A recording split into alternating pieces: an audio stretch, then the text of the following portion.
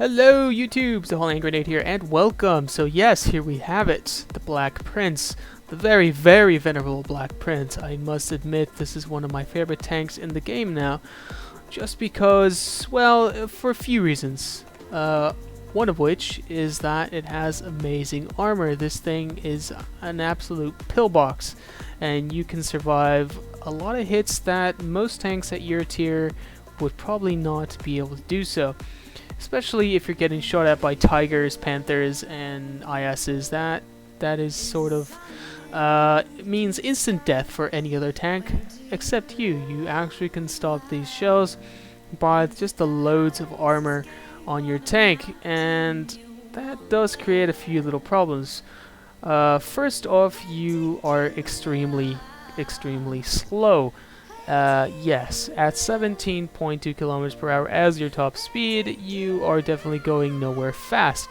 Couple that with the fact that you're a giant target and have no anti-aircraft protection whatsoever. Yes, you do have some forward-facing machine guns, and you got one in the turret, one coaxial machine gun in the turret. You're really not going to be hitting much. Just because, unless they're coming straight at you, you can nail them with your gun.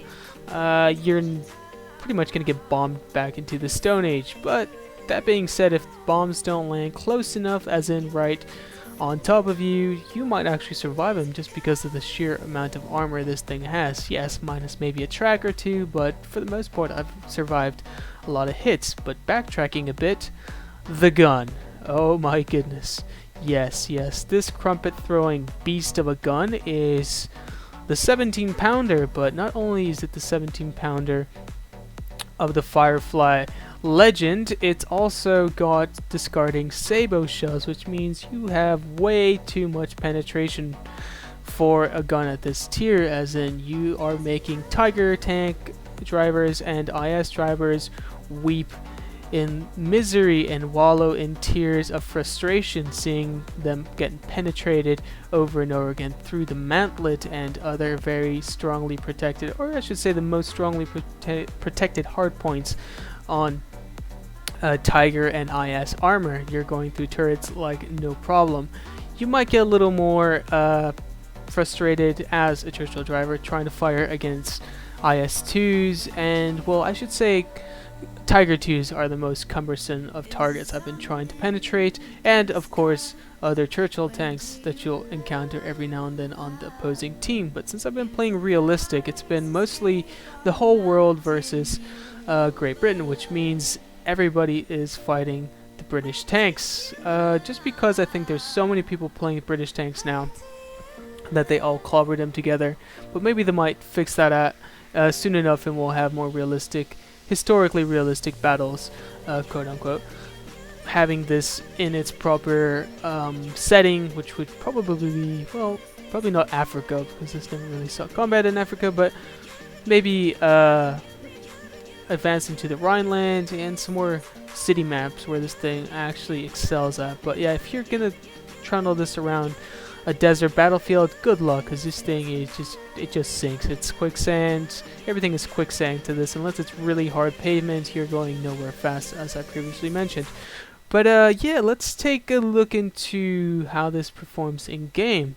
And due to the fact I could not make up my mind on which replay to showcase, I, well, basically chose all of them. So enjoy the next couple of minutes, and I'm sorry if I robbed you of precious time in your life. I do apologize, but I did have a lot of fun putting this together, so hope you enjoy, and I'll see you guys on the other side.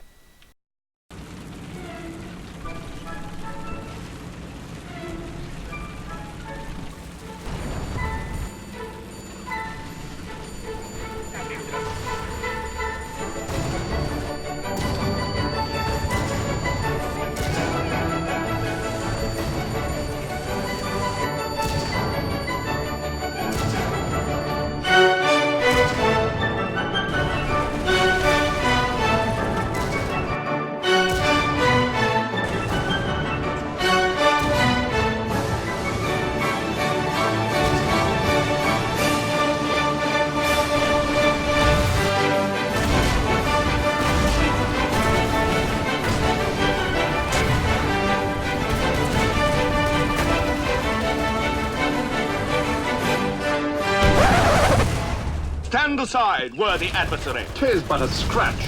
A scratch? Your arm's off. No, it isn't. Well, what's that then? I've heard worse. You liar! Come on, you pansy!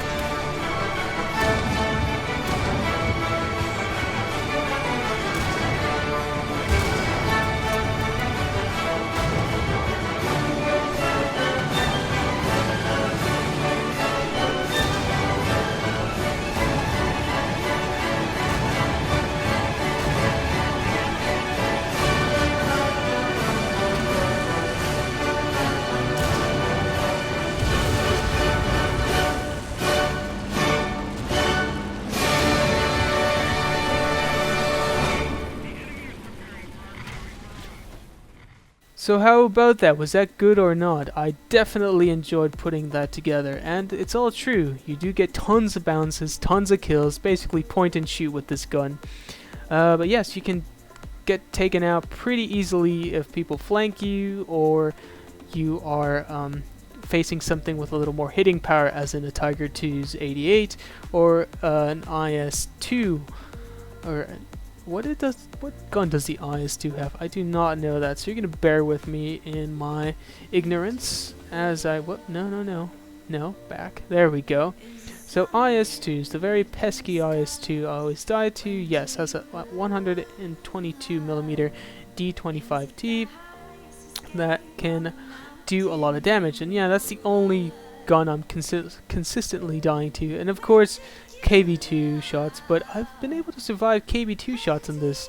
As you'll see in that montage, I actually did kill a KV2 right after he had shot me, but I believe he might have missed. But it did land close by and did do some damage. I'm not entirely sure, but I do know I have survived a 155mm ISU shot from a distance, and that was quite miraculous. That's when I knew this armor was not kidding around. So anyways, is this worth the $40?